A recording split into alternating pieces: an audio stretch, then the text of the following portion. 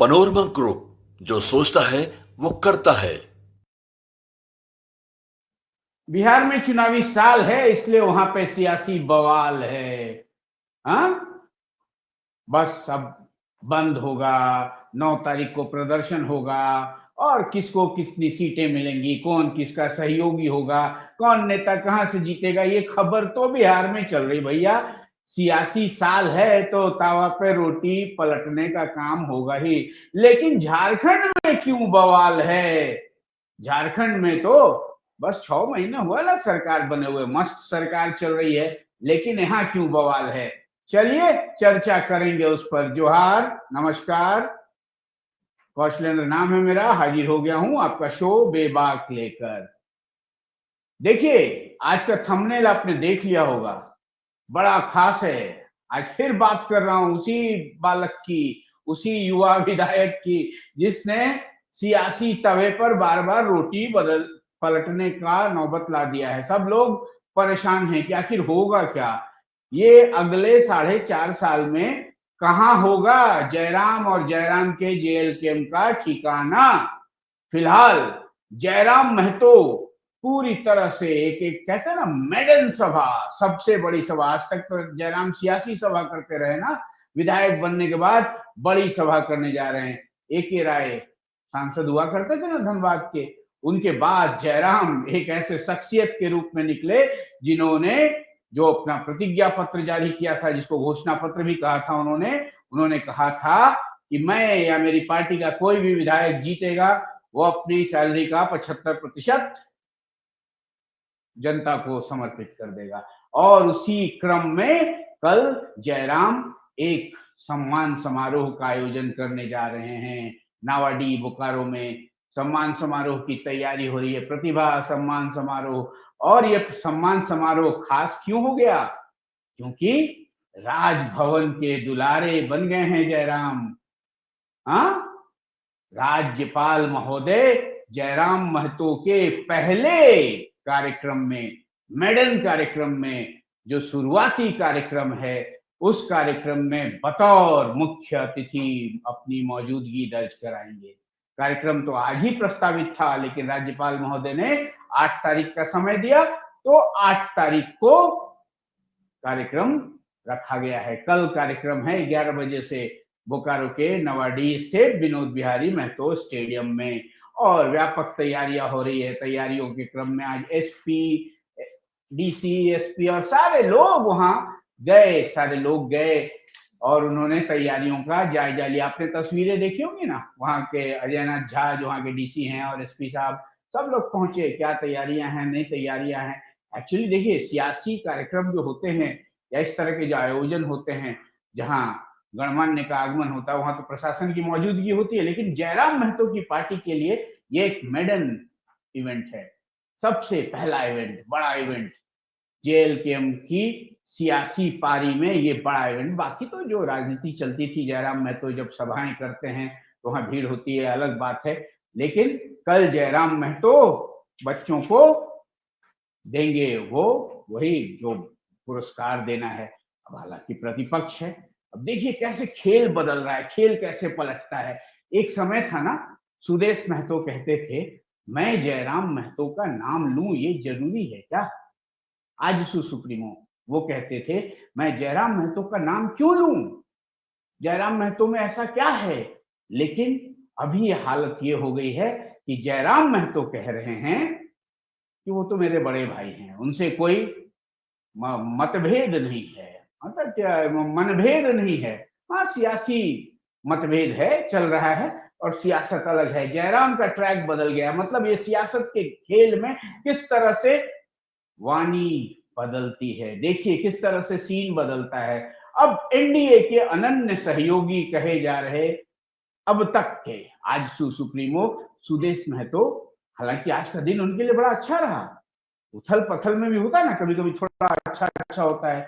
आप देखिए आज आजसू की जो जिला परिषद अध्यक्ष थी निर्मला भगत, आजसू कोटे से थी, उनके खिलाफ अविश्वास प्रस्ताव लाया गया था, लेकिन अविश्वास प्रस्ताव गिर गया क्योंकि कोरम पूरा नहीं हुआ। 21 सदस्यों ने उनके खिलाफ अविश्वास प्रस्ताव लाया था, लेकिन बैठक में 8 ही लोग पहुंचे, तो ये तो सियासी जीत हो गई।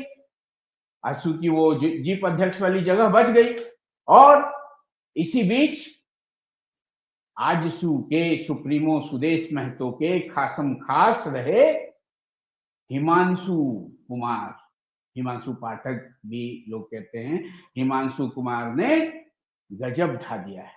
हिमांशु कुमार अब आंकड़ों के साथ आजसू पर प्रहारक हो गए हैं और हिमांशु कुमार ये बता रहे हैं कि आजसू के कारण ही भाजपा की सत्ता से विदाई हुई। आज भारतीय जनता पार्टी की सत्ता से विदाई होने का मुख्य कारक हिमांशु आजसू को बता रहे हैं।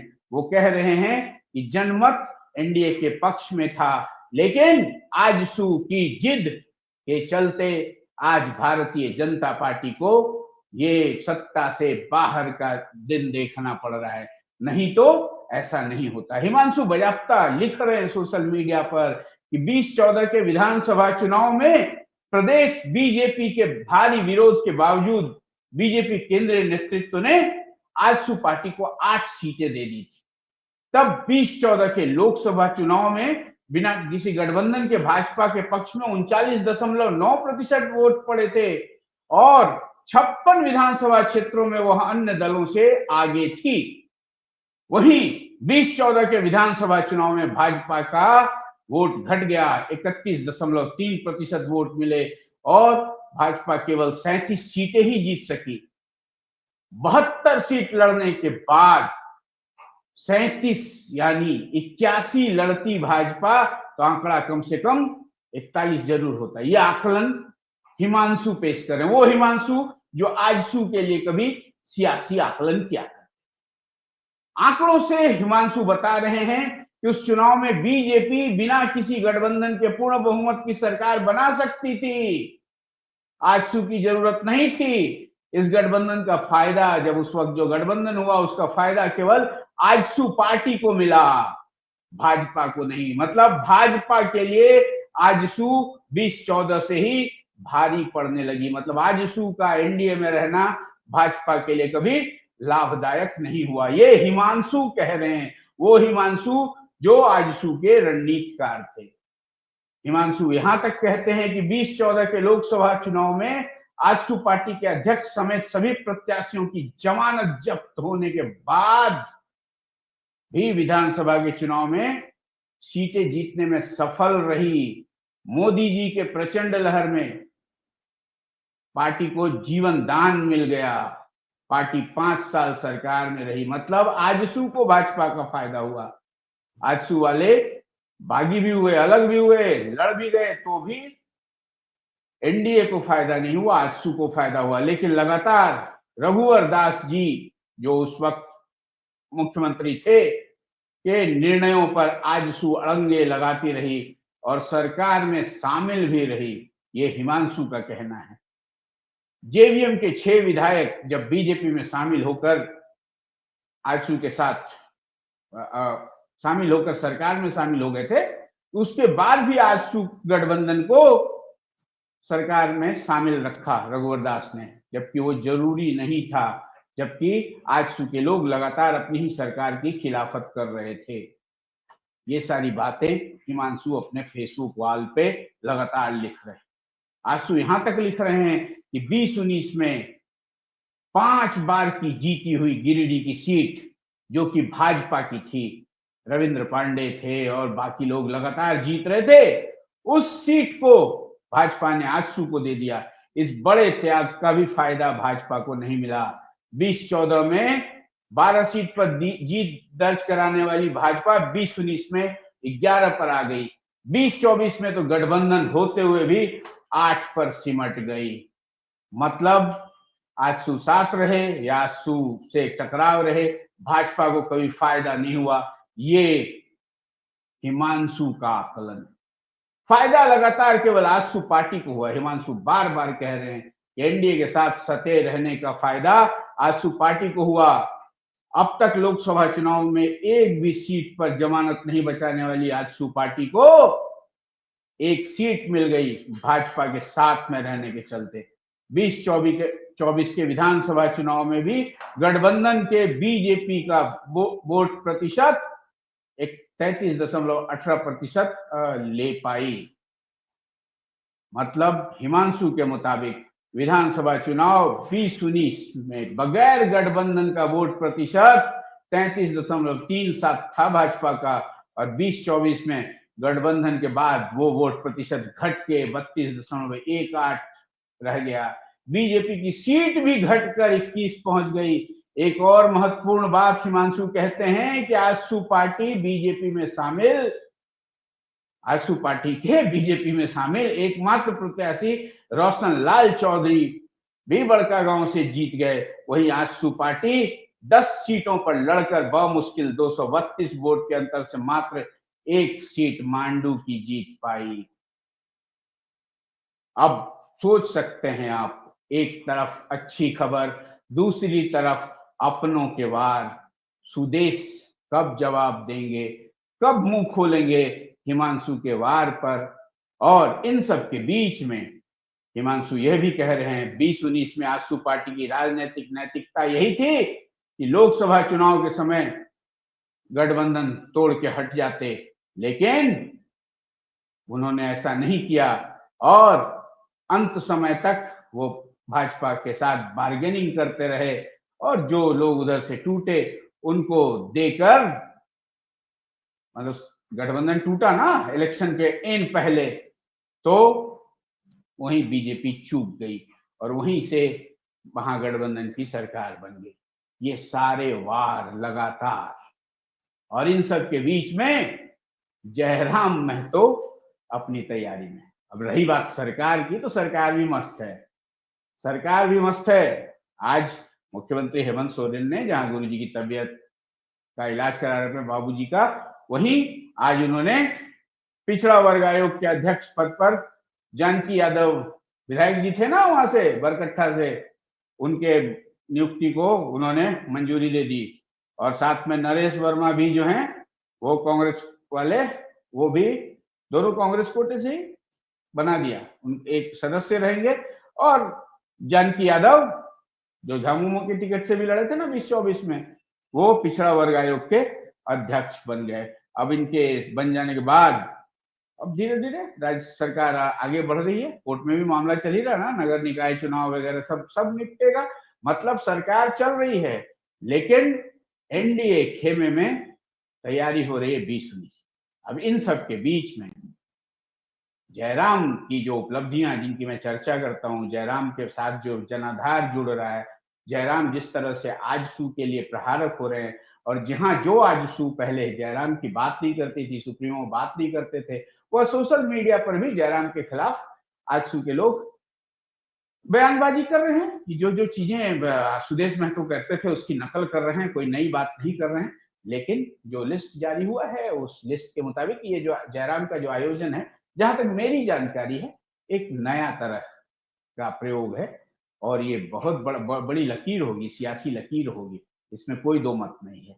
अरे भैया, जयराम महतो ने कहा कि जो झारखंड बोर्ड से 10th और 12th करने वाले बच्चे, उन बच्चों को प्रतिभा सम्मान किया जाना चाहिए, और प्रतिभा सम्मान जयराम महतो अपनी सैलरी से कर रहे हैं। और जयराम महतो ने बार बार कहा है कि सैलरी मैं ही नहीं, मेरे सारे विधायक अपनी 75% सैलरी जनता को समर्पित करेंगे। चलिए, जुबान दिया था, पूरा कर रहे हैं, युवा की कमान है, और ऊपर से आशीर्वाद मिल रहा है राज्य के प्रथम नागरिक का, संतोष कुमार गंगवार।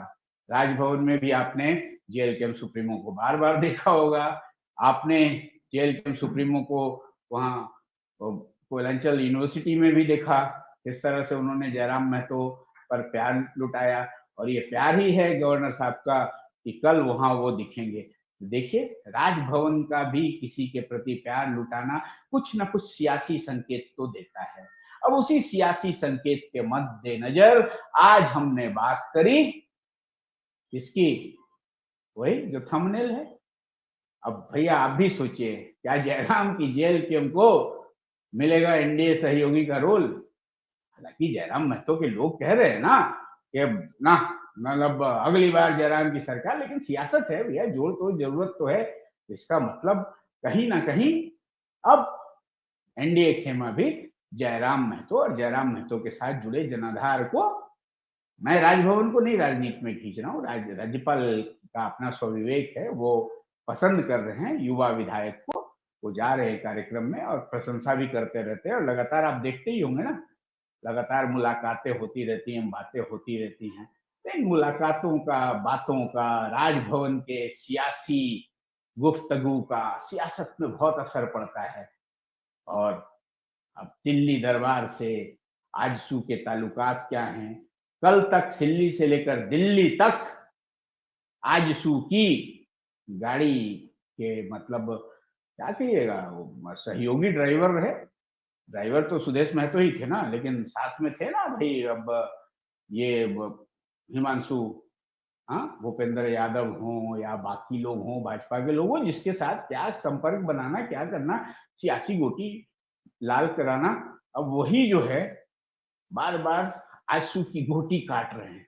अब उनके इस ये जो सियासत का लूडो चल रहा है ना, ये जो सांप सीढ़ी चल रहा है, 4 घर आगे फिर सांप काटा फिर पीछे, अब इस सियासत में अभी झारखंड में यही सियासत अगले, हमको लगता है 4.5 साल तक चलते रहेगा, क्योंकि जो सरकार है ना, बहुत मजबूत सरकार है और सियासत में बहुत सारे बदलाव दिखेंगे। सीएम भी मस्त दिल्ली कैंप ऑफिस से सरकार चला रहे हैं, जो चीजें हो रही है, भाजपा भी प्रहारक है, भाजपा कह रही है इधर टेंडर में गड़बड़ हुआ, उधर हुआ, जो भी हुआ, लेकिन सरकार चल रही है।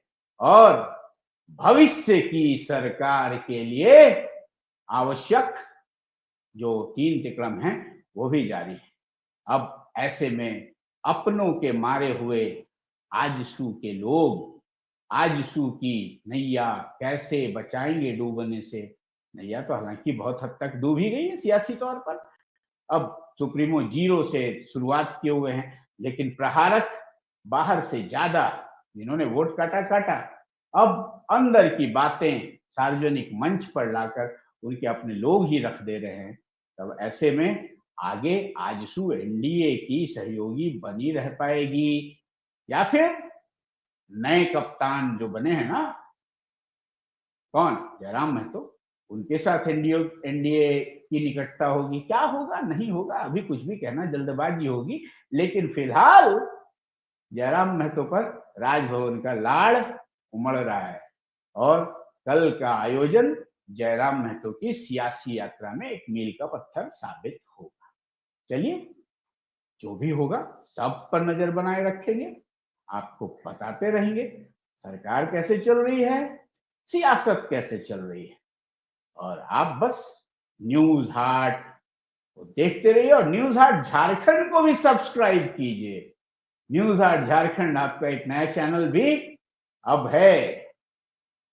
न्यूज हाट झारखंड, न्यूज हाट को तो आपने भरपूर प्यार दिया, एक और चैनल न्यूज हाट झारखंड, उसमें भी आपको झारखंड देश दुनिया की खबरें मिल रही हैं। देखिए, जुड़े रहिए, यूट्यूब पर सब्सक्राइब कीजिए, फेसबुक पर देखते हैं तो हमारे पेज को लाइक कीजिए, फॉलो कीजिए और हर खबर हर घर तक पहुंचाने की अपनी मुहिम चलती रहे। आज के लिए इतना ही, दीजिए इजाजत, जोहार।